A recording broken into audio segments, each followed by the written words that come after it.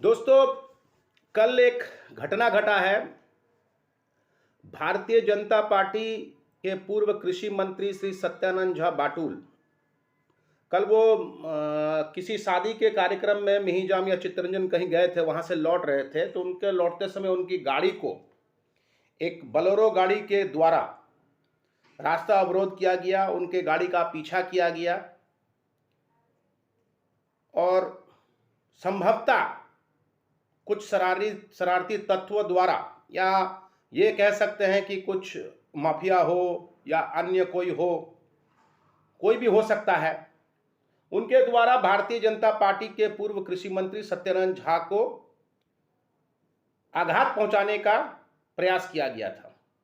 रात के अंधेरे में करीब 10 बजे आप किसी का गाड़ी को फॉलो कर रहे हैं, बीच सड़क में आप उसका गाड़ी को अवरोध कर रहे हैं, तो इसका मतलब उस व्यक्ति लोगों का जो बोलेरो गाड़ी में थे उसकी मंशा साफ नहीं थी। कहीं ना कहीं मैं ये समझता हूं कि झा जी को क्षति पहुंचाने के लिए एक प्रयास था।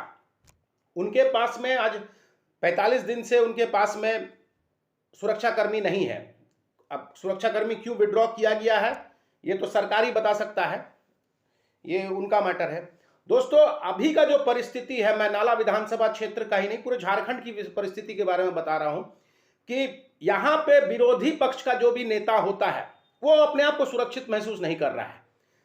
आज मेरे द्वारा लगभग 3 साल से कई बार, आपको पता है, मेरे को धमकी मिल चुका है। बार बार मैं पुलिस को, लोकल प्रशासन को इसके बारे में, इस विषय को लेके मुख्यमंत्री को, डीजीपी साहब को, मुख्य सचिव को, डीआईजी साहब को मैं लिखते आया हूं कि हम लोग सुरक्षित नहीं हैं। आप लोगों को पता होगा कि मैं लगातार कोयला, बालू, पत्थर के विरुद्ध में कुछ ना कुछ मैं मुहिम छेड़ता रहता हूं और उसका विरोध करता रहता हूं। अभी हाल फिलहाल में आपको पता है, कोयला के बारे में मैं लगातार लिखते आया, वीडियो दिखाते आया हूं। अभी फिर रिसेंटली मेरा मनरेगा के प्रति मेरा जो भ्रष्टाचार हुआ उसको मैं उजागर कर रहा हूं। तो ऐसे में मेरे द्वारा लगातार जिला प्रशासन को, राज्य सरकार को इस बात का अवगत कराया जा रहा था कि हम लोग जो विरोधी पक्ष के जो हम लोग नेता लोग हैं, हम लोगों की सुरक्षा भी सरकार ध्यान दे। पुलिस बार बार, नाला पुलिस हम लोगों का एक बयान ले लेता है और बयान लेके उसको फिर ठंडा बस्ता में डाल देता है। इसको लेकर लगभग 3 से 4 बार मेरे ऐसा घटना घट चुका है। 4-5 बार मुझे पुलिस के द्वारा पत्रचार किया गया कि आपके द्वारा कंप्लेन किया गया है, अब उसके बारे में आपसे कुछ जानकारी लेना। जानकारी तो मैं बार बार देता हूं, मगर उस जानकारी का उपयोग क्या होता है, उसको ठंडा बस्ता में डाल दिया जाता है। दरअसल वर्तमान जो सरकार है और जो पुलिस प्रशासन है, ये लोग नहीं चाहती हैं कि विरोधी पक्ष का नेता सुरक्षित रहे। हम लोगों को डरा धमका के ये लोग रखना चाहते हैं। कल की जो घटना घटी है, भारतीय जनता पार्टी के पूर्व कृषि मंत्री सत्यानंद झा बाटुल के ऊपर में जिस तरह से रोड अवरोध किया गया, कहीं ना कहीं मेरे को यह भी लगता है कि उनको भी डराने का प्रयास किया गया कि आप अपना मुंह को बंद रखिए, आप कुछ भी किसी के विरोध में मत बोलिए, कोयला, पत्थर, बालू के विरोध में आप मत बोलिए, मनरेगा के बारे में मत बोलिए, 14वीं वित्त योजना के बारे में मत बोलिए, 15वीं वित्त योजना के बारे में मत बोलिए, किसी भी सरकारी योजना के बारे में विरोध में काम मत बोलिए, अपना मुंह मत खोलिए, जितना भी ठेका चल रहा है उसके विरुद्ध में भी आप मत बोलिए। तो कहीं ना कहीं ये मैं आभास होता है मुझे कि ये विरोधी पक्ष के नेताओं को डराने का प्रयत्न किया जा रहा है। मैं आसनसोल से रोजाना अप डाउन करता हूं नाला, आप समझ सकते हैं, जब मैं एक स्टेट से दूसरा स्टेट जाता हूं मेरा सुरक्षा तो एकदम नहीं है। और झा जी जामताड़ा जिला में ही घूम रहे थे, अगर उनके साथ में जामताड़ा जिला में रह के अगर यह घटना घटता है तो आज आप खुद सोच लिए कि पुलिस प्रशासन क्या सुरक्षा दे रही है। जब एक नेता सुरक्षित नहीं तो आम जनता कहां से सुरक्षित होगा। मैं कल की इस घटना का पूरा जोर विरोध करता हूं, निंदनीय घटना है, मैं निंदा भी करता हूं, ऐसा नहीं होना चाहिए। और मेरी भी मांग है कि जितने भी नेता जो किसी भी अवैध कारोबार के खिलाफ में जो आवाज उठाते हैं, उनकी सुरक्षा पुलिस प्रशासन और जिला प्रशासन का दायित्व बनता है।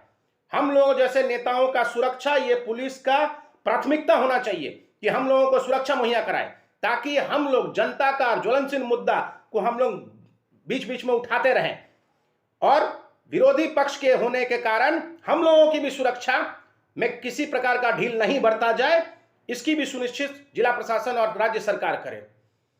नमस्कार। मेजाम से मैं एक शादी समारोह से वापस लौट रहा था। बांदो होकर मैं घर आने के लिए चल पड़ा था, तो बांदो के पास जो संथाल टोला है, बांदो घुसने के पहले वहीं पर एक बुलेरो जो मेरे आगे आगे आ रहा था, उसने अपना हमारा रास्ता को अवरोध कर दिया। फिर हम खड़ा रहे, फिर कुछ देर जाने के बाद फिर उसने गाड़ी को रोक दिया, फिर हम पीछे खड़े रहे, फिर आगे गया तो गाड़ी को रोड पर तिरछा लगा दिया। उसी पर हमको संदेह हुआ और हमने गाड़ी को वापस लाकर बिंदा पत्थर थाना में लगाया और बिंदा पत्थर थाने वाले को सब जो घटना बताया, तो बिंदा पत्थर थाना ने हमको सुरक्षा देकर मुझे अपना घर वापस भेजने का काम किया। सुरक्षा कर्मी आज 22-23 दिन हो गया सुरक्षा कर्मी नहीं है और सुरक्षा कर्मी को हटा दिया है, या कि सर्जेंट मेजर ने छुट्टी दे दिया है, उसके बदले में नहीं। अगर सुरक्षा कर्मी होता तो ऐसी घटना नहीं घटती। इस घटना के पीछे यहाँ का सर्जेंट मेजर दोषी है और सारा घटना उसी के कारण घटा है। अगर वो दे देता तो नहीं घटना होता। सर, आप किसी राजनीतिक दल पर? देखिए, राजनीतिक दल पर तो ऐसे अभी किसी संदेह मैं नहीं कर रहा हूँ, किसी पर कोई संदेह नहीं कर सकता, लेकिन उस पर कौन था उस गाड़ी में चढ़ा हुआ, कौन से लोग हैं, तो यह कहना मुश्किल है। लेकिन निश्चित रूप से ये एक षड्यंत्र है। षड्यंत्र कहां से है, कैसे है, इसको तो जांच का विषय है और पुलिस को इस पर जांच करना चाहिए था। लेकिन मुझे कल खतरे से मैं बचा हूं, ये बात मैं बताता हूं। कुछ भी कल हो सकता था मेरे साथ अगर मैं चला जाता तो। और ये कोई किसी ने षड्यंत्र रचा होगा, कौन रचा है नहीं रचा है, ये गहराई का विषय है और इसको गहराई से पुलिस को जांच करना चाहिए।